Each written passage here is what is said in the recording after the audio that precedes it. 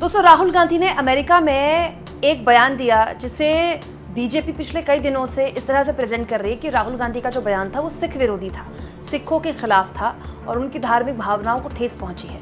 इसे लेकर मोदी जी के मंत्री रवनीत सिंह बिट्टू ने तो ये तक कह दिया कि राहुल गांधी नंबर 1 आतंकी है। अब इस पूरे के पूरे मसले पर कांग्रेस पार्टी ने एक बड़ा दांव चल दिया है। दोस्तों, आजाद भारत के इतिहास में डॉक्टर मनमोहन सिंह पहले सिख प्रधानमंत्री हैं। दोस्तों, डॉक्टर मनमोहन सिंह कुछ चुनिंदा प्रधानमंत्रियों में से हैं जिन्होंने वो किस जाति से आते हैं, किस धर्म से आते हैं, इसका कभी ना तो प्रचार किया ना इसके नाम पर वोट बटोरने की कोशिश की कि मैं सिख हूं, मैं पहला सिख बना, देखिए प्रधानमंत्री मुझे वोट दीजिए। दोस्तों, अब कांग्रेस कह रही है कि वो पार्टी यानी कि बीजेपी जिसने डॉक्टर मनमोहन सिंह का हमेशा अपमान किया, वो सिखों के सम्मान की बात कर रही है। सरदार मनमोहन सिंह इस देश के प्रथम सिख प्रधानमंत्री बने। बेहद पढ़े लिखे, विश्वविख्यात अर्थशास्त्री, बिना किसी पीआर तंत्र के दुनिया के तमाम राजनेता उनको अपना गुरु बुलाते थे, चाहे वो बराक ओबामा हो या एंजेला मर्केल। उनकी प्रतिभा के सब कायल रहे। लेकिन सरदार मनमोहन सिंह जी के लिए बीजेपी ने क्या क्या कहा और क्या क्या किया, ये सुनना और समझना जरूरी है। सर्वप्रथम, वो रेनकोट पहनकर नहाते हैं। ऐसा घटिया और शर्मनाक बयान नरेंद्र मोदी ने पूर्व प्रधानमंत्री सरदार मनमोहन सिंह जी के लिए दिया। यही नहीं, एक सरदार की शालीनता के तार तार करके उनके नाम को अपभ्रंश किया। उनको मौन मोहन सिंह बुलाने का पाप बीजेपी आज तक करती है। बात जून 2004 की थी। सरदार साहब तब नए नए प्रधानमंत्री बने थे। राष्ट्रपति का अभिभाषण हुआ था, उनको मोशन ऑफ थैंक्स देना था। बीजेपी ने इतना उपद्रव मचाया सदन में कि वो बोल नहीं सके और उनको अंततोगत्वा मोशन ऑफ थैंक्स टेबल करना पड़ गया। उनकी सारी प्रतिभाओं, उनकी सारी उपलब्धियों को ताक पे रखकर बीजेपी के लोग आज भी उनको रिमोट कंट्रोल बुलाने से चूकते नहीं है, वो घृणित पाप करते हैं। यही नहीं, एक सिख की देशभक्ति पर सवाल बीजेपी तब उठाती है जब सरदार साहब के बयानों को काट छाट कर आज तक चलाती है और उनके खिलाफ दुष्प्रचार फैलाती है। लेकिन मनमोहन सिंह जी कौन है?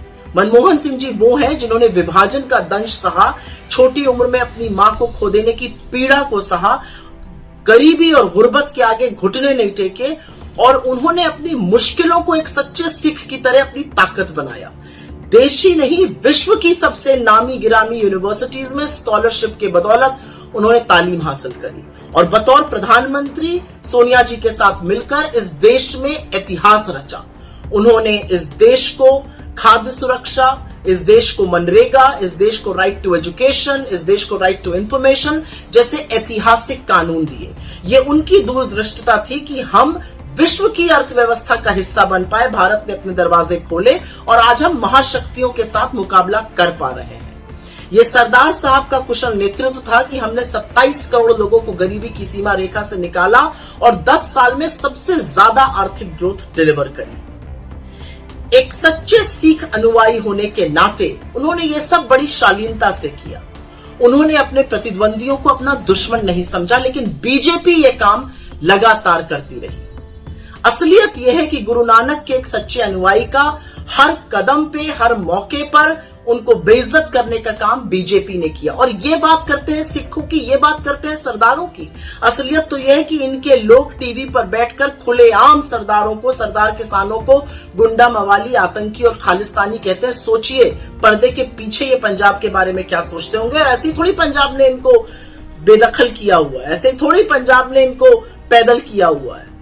असलियत यह है क्योंकि आजकल एक नया षड्यंत्र रचा जा रहा था। सुनना और समझना जरूरी है कि इनके मन में असल में सिखों के प्रति, सरदारों के प्रति क्या है।